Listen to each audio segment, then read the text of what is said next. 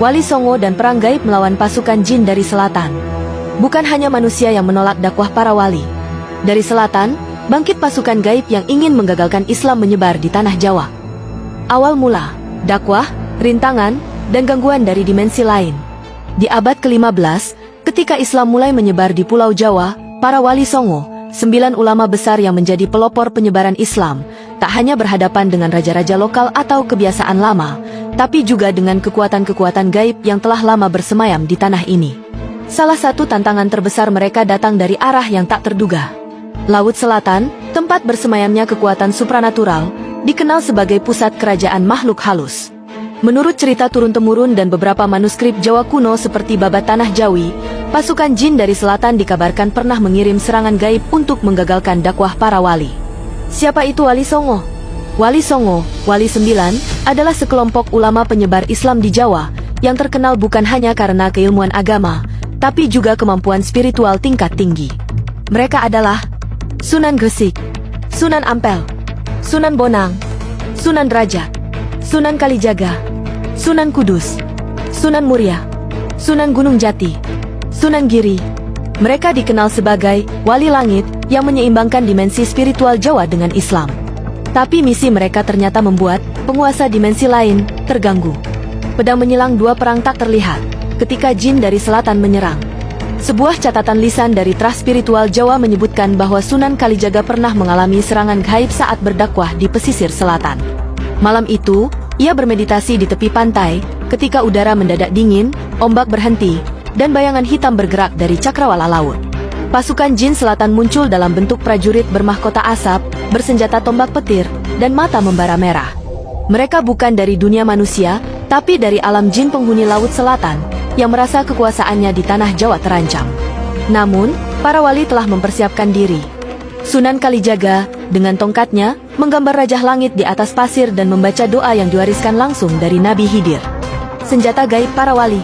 Dalam perang yang tak kasat mata itu, para wali menggunakan kekuatan spiritual seperti Rajah Nur Muhammad, simbol cahaya Rasulullah yang melindungi dari serangan gaib.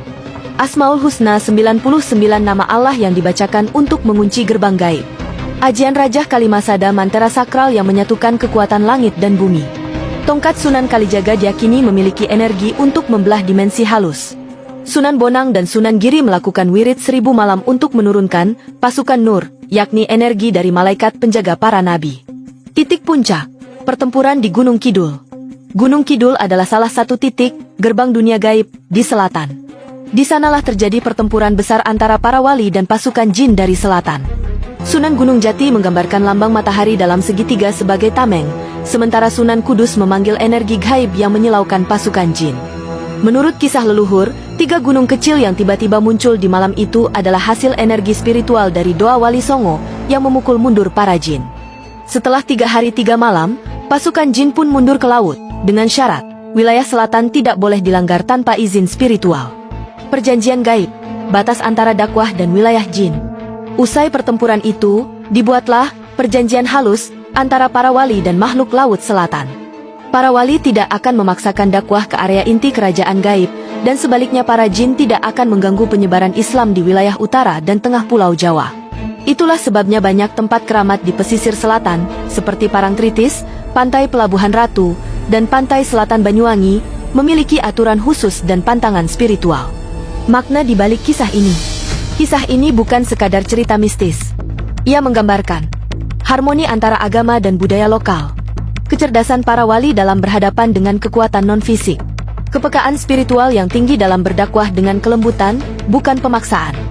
Para wali bukan hanya ulama, mereka adalah arsitek peradaban spiritual yang membangun jembatan antara dimensi kasat mata dan gaib. Mereka memahami bahwa dalam menyebarkan kebenaran, tidak cukup hanya mengandalkan ilmu, tapi juga harus bijak terhadap energi semesta. Penutup, warisan yang masih hidup. Sampai hari ini, banyak pesantren dan tarekat masih menjaga wirid dan doa warisan Wali Songo. Mereka mengajarkan bahwa dakwah sejati bukan tentang menguasai, tapi menyinari. Dan bahwa musuh terbesar bukanlah jin atau manusia, melainkan kesombongan dalam hati. Karena itulah, meski para wali telah lama wafat, energi spiritual mereka masih terasa. Terutama di malam-malam Jumat di sekitar makam Sunan Kalijaga atau Gunung Muria, sering terdengar gamelan gaib, simbol bahwa dunia halus masih menghormati para wali langit ini.